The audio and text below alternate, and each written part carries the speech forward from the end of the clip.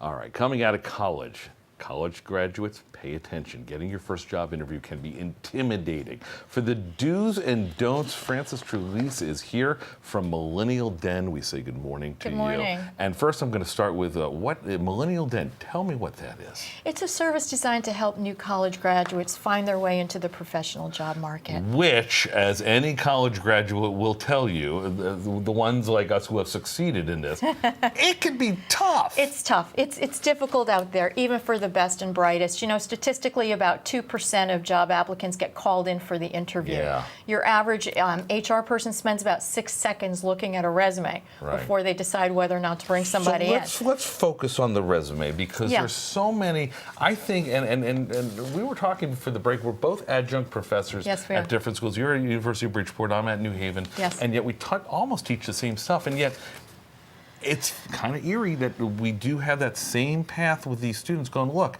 the resume is only going to get you so far. That's correct. What else do you have to do? And so many students are making mistakes on the resume, including they sometimes don't stick to the truth.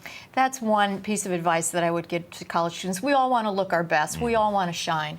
But one thing it's important to do is not overly pad the resume. You know, you want to look good and you want to put your skills forward, but if you fabricate or you stretch the truth a little too far, it can come back to bite you. Don't lie, of Don't course. lie. Yes. Don't lie. And you write, one size does not fit all. What does that mean? That means that, you know, it's tempting to write one resume, send it out. Wherever you see a job ad, send it out. You got to tailor it. You have to tailor it. You have to know the industry. You have to know the company.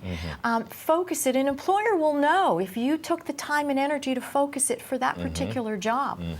And then in terms of Resume 101, which is what we're calling this today, and we just put a full screen up on the TV. We're going to put up again in a second. These are things, why aren't they being taught in college? Well, for one thing, college students typically, they're so focused on getting the grades. You know, being out in the job market seems like it's way out there.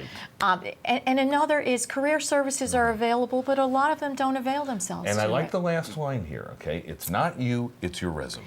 A resume, it represents you, and it can make all the difference. And so you want to really leverage yourself and make it as professional as you can. And of course, professional obviously goes so far, but I always say to my students, and I feel like we're comparing notes here, but I always say you've got to find you and how you are going to separate yourself from everybody else. Absolutely. And that's what Millennial Den does, right? We do. We have a 5-step job action plan online, carries people through the steps to prepare and set themselves apart in the job market. We have one-on-one individual coaching. We want to help create that roadmap because a lot of new graduates just don't have that. And it's harder than you think. It's difficult. And you can't do it on your own. So many more things I want to ask you. If you want to talk more to a friend, we'll hook you up with millennialden.com. Of course, we'll do that on our website, fox61.com. I think there's a lot of folks who need you.